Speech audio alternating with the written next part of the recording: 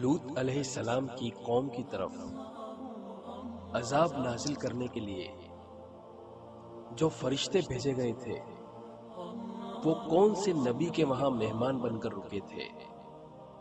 اے ابراہیم علیہ السلام، بی یعقوب علیہ السلام، سی ہود علیہ السلام، ڈی موسیٰ علیہ السلام۔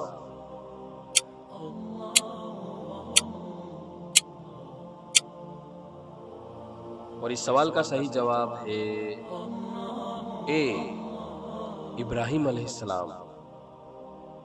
اللہ سبحانہ نے قرآن میں فرمایا، اور ہمارے فرشتے ابراہیم علیہ السلام کے پاس بشارت لے کر آئے تو سلام کہا، انہوں نے بھی جواب میں سلام کہا۔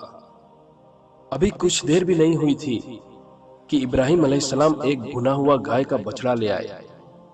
جب دیکھا کہ ان مہمانوں کے ہاتھ کھانے کی طرف نہیں بڑھ رہے، یعنی وہ کھانا نہیں کھاتے، تو ان کو اجنبی سمجھ کر دل میں خوف کیا۔ تو فرشتوں نے کہا کہ خوف نہ کیجیے، ہم تو لوط علیہ السلام کی قوم کی طرف عذاب دینے کے لیے بھیجے گئے ہیں۔ القرآن سورہ ہود